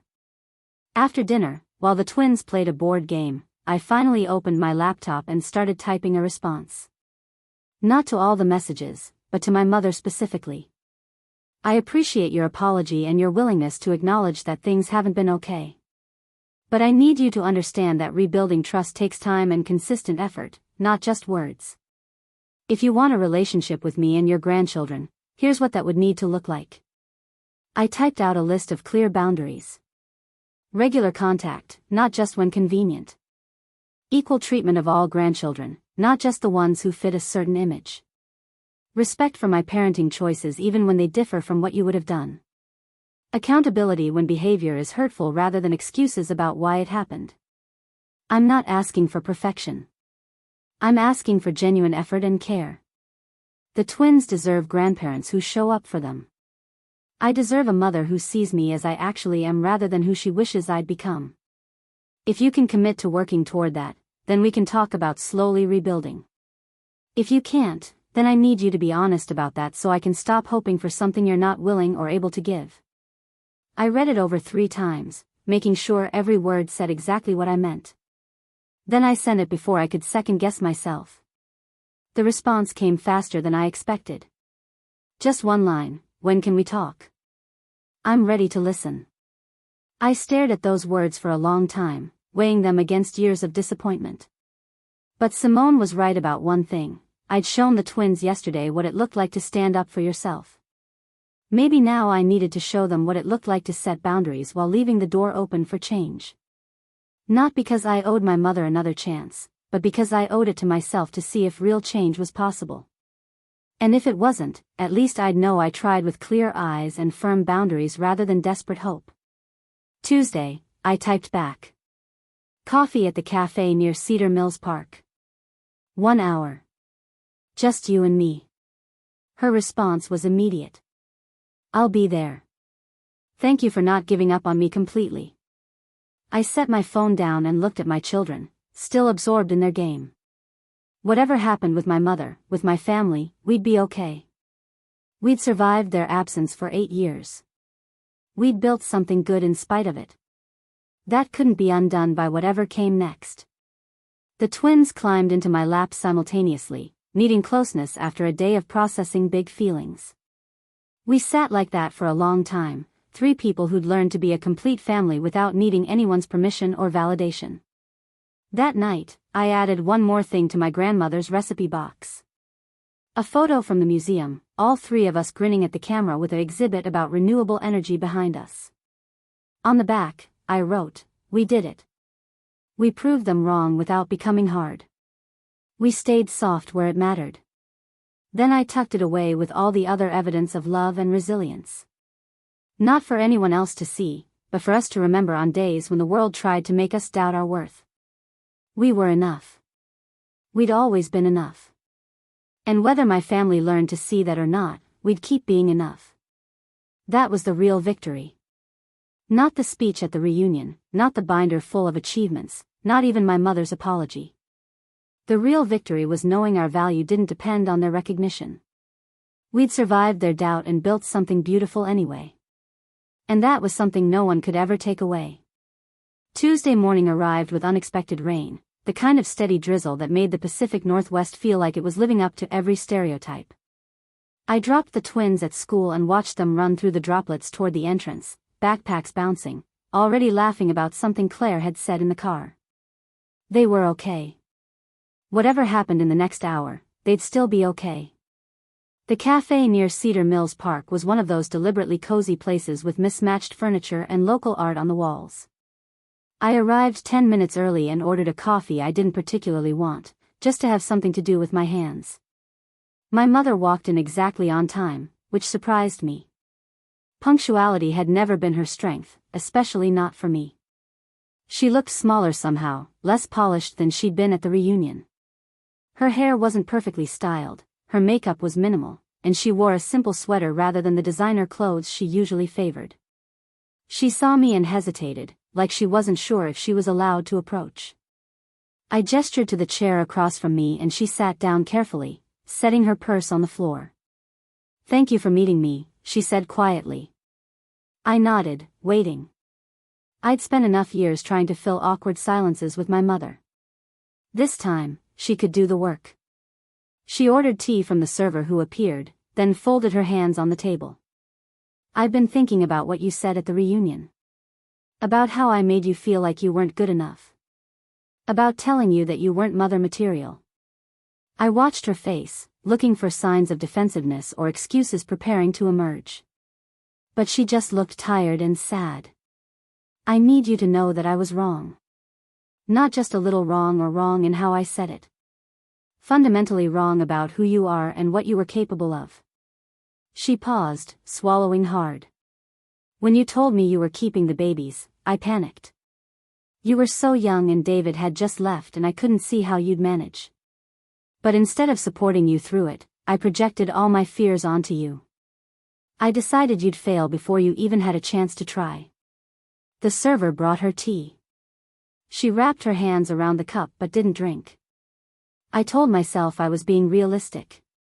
That I was protecting you from making a mistake. But really, I was protecting myself from watching you struggle, because if you struggled, that meant I'd have to help.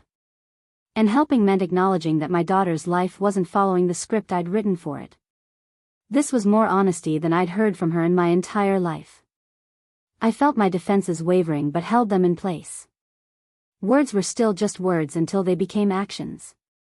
When you succeeded anyway, when you kept those children fed and clothed and happy despite everything, it should have made me proud. Instead, it made me feel guilty. Because your success meant I'd been wrong, and admitting I was wrong meant facing how much damage I'd done. So I just kept my distance. Told myself you were fine without me. That you'd chosen to pull away rather than admitting I'd pushed you out. She finally looked directly at me, her eyes red-rimmed. I've been a terrible mother to you, Vanessa. And an even worse grandmother to Ethan and Claire. I can list all the reasons why, all the fears and insecurities that drove my behavior, but none of them excuse what I've done. None of them make it okay that I abandoned you when you needed me most. I took a sip of my coffee, buying time to organize my thoughts. This apology was more than I'd expected, but I'd learned not to trust emotions in the moment. What matters now is whether you can actually change. Feeling bad about the past doesn't help if the future looks the same. I know. That's why I wanted to meet. To ask what you need from me. What would a real relationship look like? I pulled out my phone and opened the Notes app where I'd written my boundaries. I need consistency. Not grand gestures or occasional bursts of attention, but steady, reliable presence. Birthday cards that arrive on time. Phone calls that aren't just obligation. Showing up to school events when you're invited. She nodded, listening intently. I need you to treat Ethan and Claire the same way you treat Brooke's stepchildren. Not better, just equal. If you're bragging about Madison's dance recital, you need to be equally excited about Claire's art show. If Tyler's academic achievement gets announced at family gatherings, so does Ethan's science award. That's fair. That's more than fair. I need you to respect my parenting choices even when they're different from what you would do. You don't get to question my decisions in front of my children or undermine my authority. If you have concerns, you bring them to me privately and accept that I'm the parent.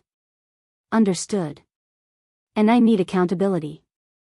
If you mess up, if you fall back into old patterns, you have to be willing to hear that and work to fix it.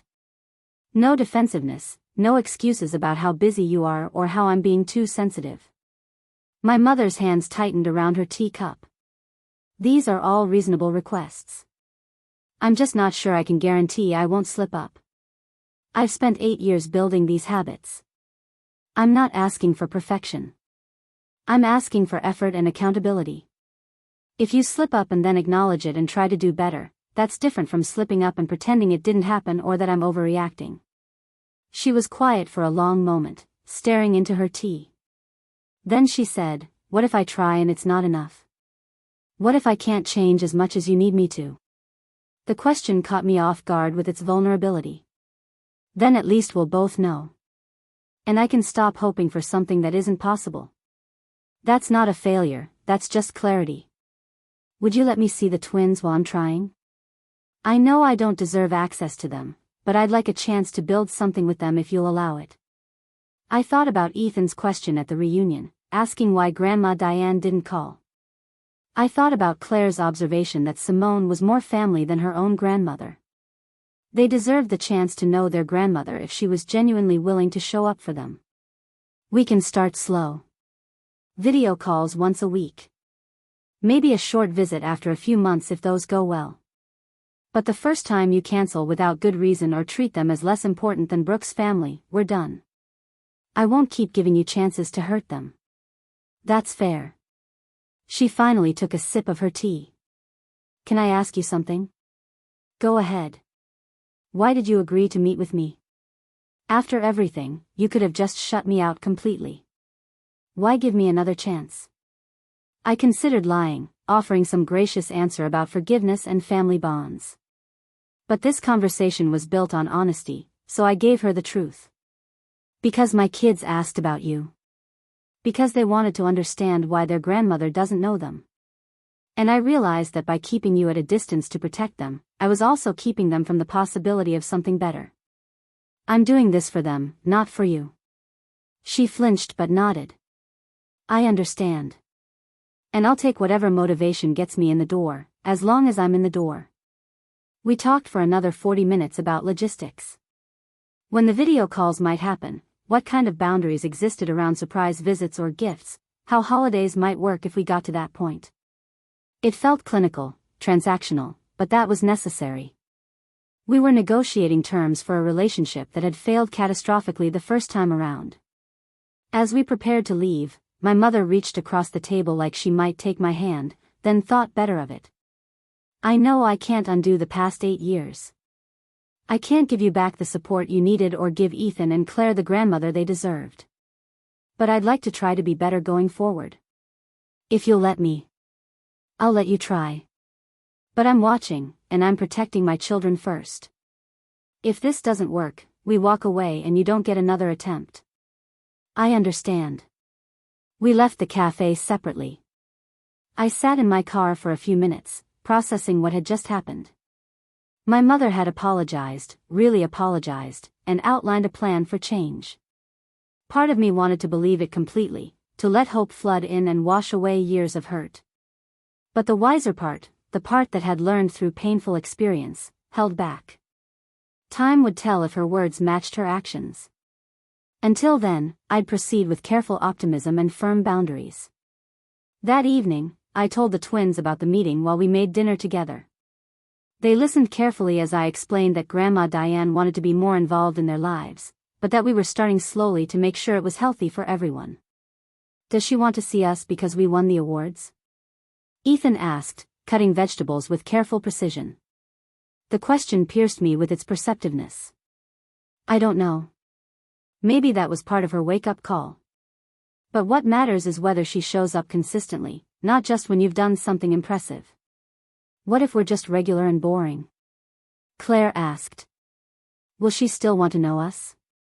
You're never boring, and if she only wants to know you when you're achieving things, then she doesn't deserve to know you at all. I pulled them both close. You're valuable just by existing. Your worth isn't tied to what you accomplish. That night, after tucking them in, I called Simone to debrief.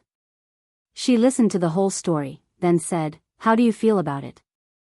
Cautiously hopeful? Terrified of being disappointed again? All of the above? That's appropriate. She's earned your caution. Just make sure you're protecting yourself as much as you're protecting the twins. I'm trying. It's hard to let go of wanting her approval even after everything. Of course it is. She's your mother. That longing doesn't just disappear because she failed you. But you're doing the right thing by setting boundaries. That's how you protect everyone, including her chance at redemption. The first video call was scheduled for Sunday afternoon. I set up my laptop in the living room with the twins positioned on either side of me. They were nervous, fidgeting with the edges of their shirts and asking repeated questions about what to say. Just be yourselves. If she asks you questions, answer honestly. If you don't want to talk about something, that's okay too. This is just a chance to get to know each other a little. My mother appeared on screen exactly on time again. She'd clearly made an effort with her appearance but kept it casual. Hi Vanessa. Hi Ethan and Claire. Hi Grandma, they said in unison, polite but reserved. The first few minutes were awkward, everyone trying too hard to fill silence. But then my mother asked Ethan about his marine biology book, and something shifted. He lit up, explaining about different ocean zones and the adaptations creatures made to survive at various depths. My mother listened with genuine interest, asking follow-up questions that showed she was really paying attention. Then she asked Claire about her art, and my daughter carefully showed her sketchbook through the screen, explaining her process and the techniques she'd been learning. My mother complimented specific aspects of the work rather than generic praise, noticing things like perspective and shading that showed she was actually looking. After 30 minutes, I called time.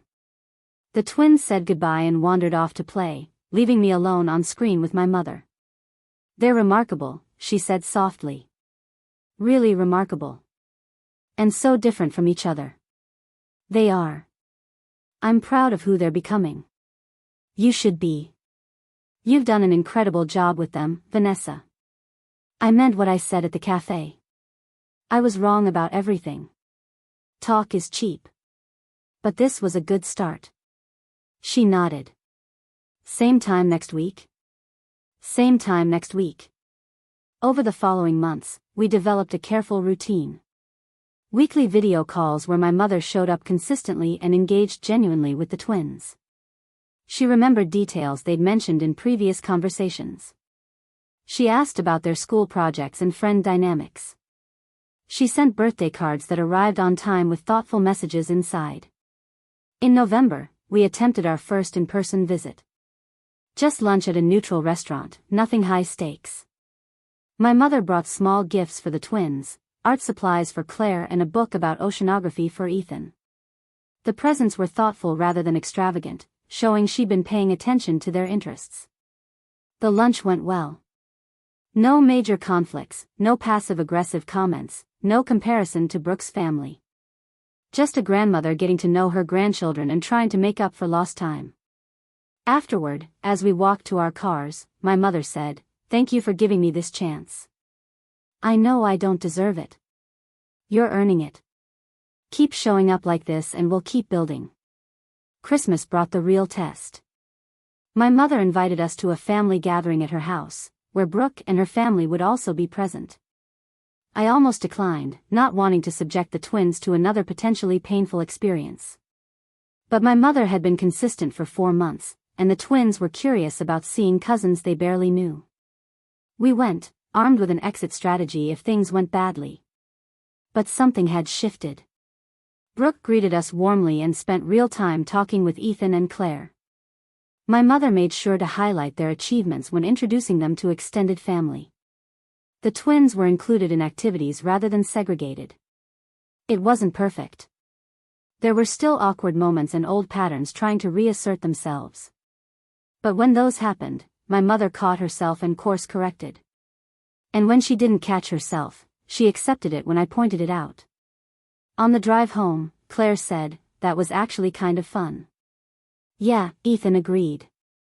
"Madison let me try her new telescope. It was really cool. I'm glad you had a good time. And I'm proud of how you both handled yourselves." Grandma Diane was different than before. Claire observed. "She actually talked to us like real people. She's trying to be better. Sometimes people can change if they really work at it." "Do you think she'll keep being like this?" Ethan asked. "I don't know. But so far, she's doing what she said she would. That's all we can ask for." By spring, 6 months into our rebuilt relationship, my mother attended one of Claire's art shows at school. She stood in front of my daughter's watercolor painting of Cedar Mills Park and cried. Real tears, not performative emotion. "It's beautiful," she told Claire. "You've captured something special here. The way the light comes through the trees." Claire beamed under the genuine praise. "I've been working on light and shadow. Mom's been teaching me." "Your mom is a good teacher." My mother looked at me then. She always was, even when I didn't appreciate it. In May, Ethan won first place at the regional science fair with a project on solar-powered water purification. My mother drove 3 hours to attend the award ceremony. She sat next to me in the auditorium and cheered when his name was called. Afterward, she asked him detailed questions about his methodology and expressed genuine amazement at what he'd accomplished. This wasn't the transformation of a difficult person into a perfect one. My mother still had moments where she slipped into old behaviors. She still sometimes compared situations to what was happening with Brooke's family. She still occasionally forgot to consider my financial constraints when suggesting activities. But now, when I pointed these things out, she listened. She apologized. She adjusted. She showed up the next time trying to do better. One Saturday in June, my mother took the twins to the park while I caught up on work. When they came home, they were full of stories about feeding ducks and playing on the swings and Grandma teaching them a clapping game she'd played as a child. "We had a really good time," Ethan reported. "Grandma's fun when she's not being weird." I laughed. "I'm glad you enjoyed yourselves." That night, my mother called. Not for any particular reason, just to check in. We talked about nothing important, the weather and neighborhood gossip and her plans to plant tomatoes in her garden. It was ordinary, unremarkable conversation between a mother and daughter who'd found their way back to something resembling connection. As we were saying goodbye, she added, "I'm grateful you didn't give up on me completely. I know I gave you every reason to." I didn't do it for you. I did it for my kids. But I'm glad it's working out. Me too. I love you, Vanessa. I don't think I've said that enough over the years. The words caught me off guard. We weren't a family that said I love you casually. It had always been implied but rarely spoken. I love you too, Mom. After we hung up, I sat with those words. They felt fragile, new, like something that needed gentle handling. Love had been complicated in my family, tangled up with expectations and disappointment. But maybe we were learning to untangle it, to build something simpler and more honest. July brought another family gathering, this time a casual barbecue at Brooke's house. I brought potato salad and reasonable expectations. The afternoon was pleasant, watching the twins play with their cousins, seeing my mother split her attention more evenly among all her grandchildren. Brooke pulled me aside while we were refilling drinks. I owe you an apology too. For how I acted at the reunion and for years before that. I let Mom's treatment of you influence how I saw things, and I never questioned whether that was fair. I appreciate you saying that. It hasn't been easy being the forgotten sibling. I'm sure it hasn't. She looked at me with something that resembled respect. For what it's worth, you've built something really good with those kids. They're great, and that's because of you. Thank you. That means something coming from you. As the sun set and we gathered to eat, I looked around at this imperfect, complicated family that was slowly learning to include us. It wasn't the fairy tale reconciliation where everyone realized their mistakes and became instantly wonderful. It was messier than that, more gradual, filled with stumbles and course corrections. But it was real. And real was better than the fantasy I'd spent years chasing. That night, tucking the twins into bed, Claire said, "Today was really nice. I like having cousins." Me too, Ethan agreed. Even though Tyler talks about video games too much. I smiled. Families are complicated. Sometimes they hurt us. Sometimes they let us down. But sometimes, if everyone's willing to try, they can also be a place where you belong. Do we belong now? Claire asked. I think we're getting there. We're building it together, which is better than just assuming it exists. After they fell asleep, I walked to my bedroom and pulled out my grandmother's recipe box one more time. I added a new photo, one from the barbecue showing all of us together, smiling genuinely. On the back, I wrote, "We didn't get the family we deserved at first. But we're building the one we need now. One honest conversation at a time." I thought about the reunion almost a year ago, standing in that elegant room with my binder of evidence and my years of hurt. I'd gone there expecting to prove my worth to people who'd already decided I didn't have any. Instead, I'd proven something more important to myself and my children. That our worth didn't depend on their recognition. That we could survive rejection and build something beautiful anyway. That speaking truth, even when it hurt, was better than suffering in silence. The reconciliation with my mother was unexpected, a bonus rather than the goal. The real victory had happened before that, in the moment I stopped waiting for permission to take up space. When I taught my children that being excluded by people who should love you says everything about them and nothing about you. My phone buzzed with a text from Simone. Saw the pics from today. Everyone looks happy. You okay? I'm good. Really good, actually. You did it. You broke the cycle. I stared at those words. We broke the cycle. Not just by demanding better treatment, but by showing Ethan and Claire what it looked like to set boundaries, to require respect, to build family with people who showed up consistently rather than just sharing DNA.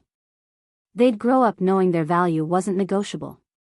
They'd never question whether they deserved love or had to earn their place at the table. They'd understand that relationships required mutual effort, and walking away from one-sided connections wasn't cruelty, it was self-preservation. That was the legacy I was building. Not perfect parenting or flawless family dynamics, but the knowledge that you could face rejection and still know your worth. That you could set boundaries and still leave room for growth. That you could protect yourself while remaining open to possibility. I walked past the twins' room one more time, listening to their soft breathing in the darkness. These two humans who'd been predicted failures before they even took their first breaths. These brilliant, compassionate, resilient children who proved every day that love and determination matter more than perfect circumstances. They were my evidence. Not evidence that I was mother material, because I'd never needed to prove that to anyone but myself. They were evidence that dismissing someone's potential is a failure of imagination. That underestimating people says more about the person doing the underestimating than the person being underestimated. My family had told me I'd ruin my children. Instead, I'd raised two extraordinary humans who knew they were valued, who understood their worth, who'd learned both self-protection and compassion by watching me navigate rejection with dignity. That was the real story. Not that I proved them wrong at a reunion, though I had. Not that my mother eventually apologized and changed, though she did. The real story was that I'd built a life worth living despite their doubt. I'd created a family that functioned on love rather than obligation. I'd taught my children lessons about worthiness that no one had taught me. And on the nights when old wounds still ached, when I remembered every dismissal and exclusion, I'd look at my children and know with absolute certainty that I'd succeeded where it mattered most. Not in their eyes. In mine. Up next, you've got two more standout stories right on your screen. If this one hit the mark, you won't want to pass these up. Just click and check them out.